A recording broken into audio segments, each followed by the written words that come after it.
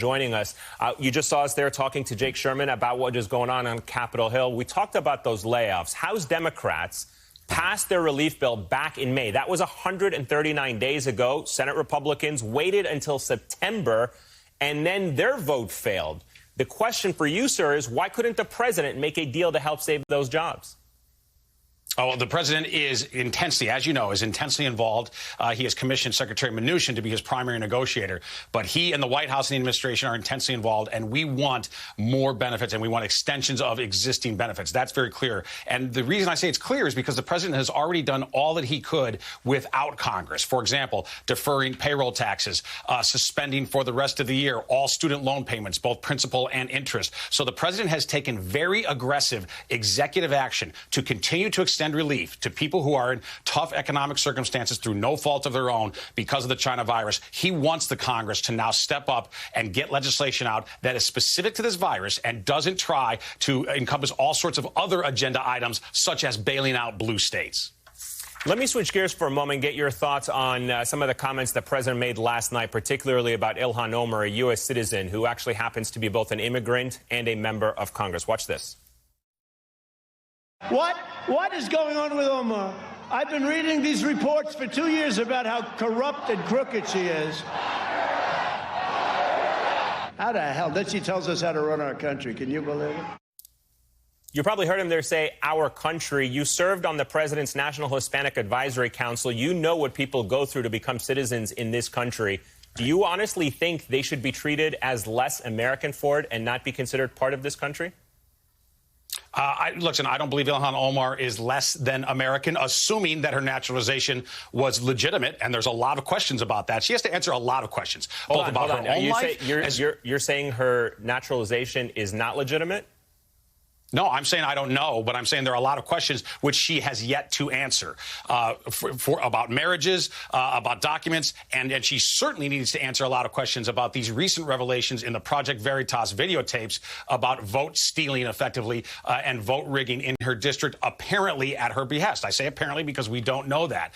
But look, here's the point. We are pro-immigrant. I'm the son of an immigrant. So is Donald Trump, by the way. A lot of people don't know that. We believe in legal immigration, and legal immigration is a treasure to this country. But illegal migration is a scourge to this country. And that's what we have been very clear about during this entire presidency and during this campaign. You know, there's no evidence that she illegally immigrated here when she came into this country.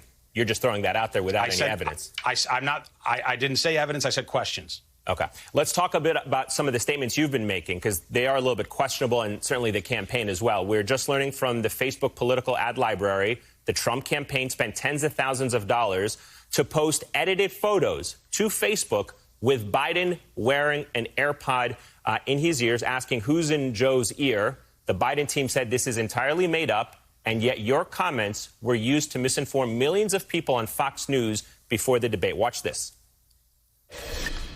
Look, they agreed to the ear inspection. It's simple. It would have been by a third party, not by us.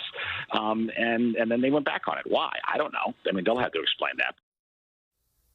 Again, the Biden campaign said this is false and it's ridiculous. I'm giving you a chance now. Do you apologize for misleading millions of people about making that false statement? I didn't mislead anybody. So you're still, hold on, let me ask you this. Give me your proof. Give me your proof that it's false. Well, no, that's not how it works. You don't make a false statement and say, prove to me that it's not false. I'm asking you a simple statement. No, I didn't make a false statement. I'm attacking the premise of your question. Hold on. Your campaign put out a statement saying that there was an agreement that Biden would agree to an inspection of an earpiece. Who made that agreement? The agreement was made between the campaigns. Where? Provide the evidence. Who told you? Where Who physically? told you? I don't know. Who told you? I don't know. You don't know? You don't know, so you're... Our campaign... No, hold on. I don't know where the agreement was made. No, I don't care about where it's made. I'm saying who made it. Who made it? Who in your campaign made that agreement? Our campaign negotiating team of attorneys in conjunction with the Biden campaign and give us a name so we can follow it up. Give us a name. It's an entire team. It's an entire team. You can't give me one name of that. You can't give me a name of one person on your team who made that agreement? Eamon, it's an entire team of people, but you just called me a liar on national television, and you have zero evidence that I'm a liar. You just put out a statement. Your Trump campaign put out a statement saying that Joe Biden agreed to an earpiece inspection before the debate. All I'm asking you, where did you get that information from internally from with your campaign? Give me a name. You're buying ads. You're doctoring photos of putting earpieces in the candidate's ear. That's a fake advertisement. I'm asking you, where are you getting that information from? Why are you putting that false ad on there? First, regarding the ad, I have not seen. This is the first time I've seen that, so I can't comment on it. If you had apprised me that we were going to discuss this, I would have been briefed on that. It's there. It's there on your screen. Tens of thousands of dollars in swing states. I'm not going to take your word for it, Eamon, and I'm not going to take MSNBC's word for it. I don't know if what you're presenting on the screen is accurate. Okay, well, I don't know that, and I don't know the context of it, okay? It's the Facebook ad library, well, I don't know that. And you know what? I'm not willing to take your word for it, quite frankly. So I'd be happy to go look into that and then come back to you. You're trying to engage in a gotcha moment. You want me to say something about an ad when I had I've never seen the ad. I don't even know if it's our ad. No, got you, sir. You're raising questions about a sitting member of Congress, and I'm asking you questions about what your campaign is doing. I'll give you a chance to go back, prepare for this interview next time with what your campaign is doing. No. I'm very prepared for this interview. I'm very prepared for this interview. Bring the names. You told me that we were going to talk about the economy and election integrity. You don't even know the names of the people in your campaign who made an agreement. Actually, I do know the names. Now you remember the names? But they're not press people, so... No, I said it's an entire team. No, and you I know said their you names, didn't know. And I asked you, I'm not going to give you their names so that you can harass that's not what you said. Steve, that's not what you said. I asked you, who is it? You said you don't know. You said you don't know who on the team. You said it was an entire team. Okay.